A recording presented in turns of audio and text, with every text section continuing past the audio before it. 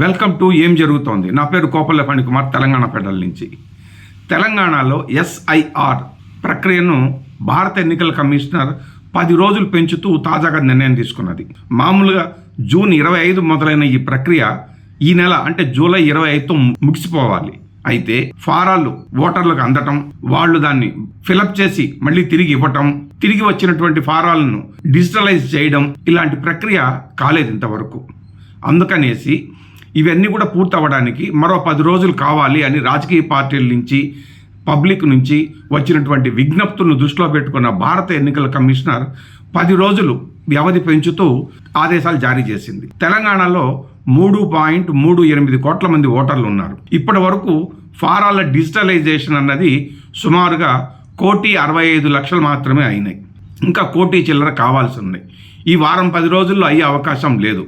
అలాగే తెలంగాణ మొత్తం మీద 3.38 కోట్ల ఓటర్లు ఉంటే ఒక్క హైదరాబాదు, రంగారెడ్డి, మేడ్చల్, మల్కాజ్గిరి జిల్లాల్లో 1 కోటి మందికి పైగా ఓటర్లు ఉన్నారు. అసలు ఇక్కడ ఫారాలు కూడా చాలా మందికి అందలేదు. ఇక్కడ డిజిటలైజేషన్ సుమారుగా 30 లక్షలు మాత్రమే అయినాయి. మరి మిగిలిన 70 లక్షల చిల్లర ఏంటి పరిస్థితి? వాళ్ళకి ఫారాలు అందాయా? తెలీదు. వాళ్ళు ఫారాలు ఫిలప్ చేసి దగ్గర పెట్టుకుని బిఎల్ఓలకి ఇవ్వడానికి రెడీగా ఉన్నారా? తెలీదు. మరి వాటి డిజిటలైజేషన్ ఏంటి? తెలీదు. చాలా చోట్ల కూడా బిఎల్ఓలు ఎవరిళ్ళకి పోవట్లేదు అన్నది వాస్తవం. ఎక్కడో ఒక చోట కూర్చుని వాళ్ళని పిలిపించుకుని ఓటర్లకు ఫోన్లు చేసి ఎవరి ద్వారానైనా తాము ఎక్కడైతే ఉన్నారో అక్కడికే వచ్చి మొత్తం ఫారాలు తీసుకుపోవాలి, ఫిలప్ చేసి మళ్ళీ తిరిగి ఇవ్వాలి అని చెబుతున్నారు. ఫారాలు కనుక ఇవ్వకపోతే ఓటు హక్కు ఉండదని బిఎల్ఓలు చెబుతున్నారు. ఎలక్షన్ కమిషనర్ సుదర్శన్ రెడ్డి కూడా చెబుతున్నారు. ఇటువంటి హెచ్చరికలు, వార్నింగుల నేపథ్యంలో జనాల్లో గందరగోళం పెరిగిపోతోంది. తమ ఓటు ఎక్కడ గల్లంత అవుతుందో అన్న టెన్షన్ కూడా పెరిగిపోతోంది. మరి ఈ ఫామ్స్ నింపడానికి ఆన్లైన్లో ఒక పద్ధతిగా ఉంది, ఫిజికల్ ఫామ్స్ మరొక పద్ధతిలో ఉన్నాయి. ఈ రెండింటి మధ్య కొన్ని తేడాలు ఉన్నాయి. దీనివల్ల జనాల్లో కూడా గందరగోళం పెరిగిపోతోంది. మరి వీటన్నిటికీ సమాధానాలు ఎవరు చెప్పాలి? ఎలక్షన్ కమిషన్ అయితే పట్టించుకోవట్లేదు. ఎందుకు?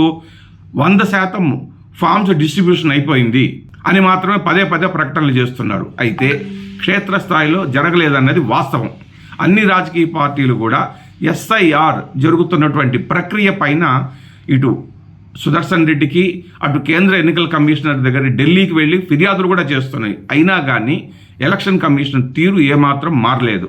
సరే, ఇన్ని గందరగోళాల మధ్య, ఆరోపణలు, విజ్ఞప్తుల మధ్య ఈ ఎస్ఐఆర్ ప్రక్రియలో ఫామ్స్ ఇవ్వడానికి, భర్తీ చేసినటువంటి ఫామ్స్ తిరిగి తీసుకోవడానికి, డిజిటలైజేషన్ చేయడానికి తాజాగా మరొక 10 రోజులు గడువు పెంచడం అన్నది కొంచెం శుభపరిణామం అని చెప్పాలి.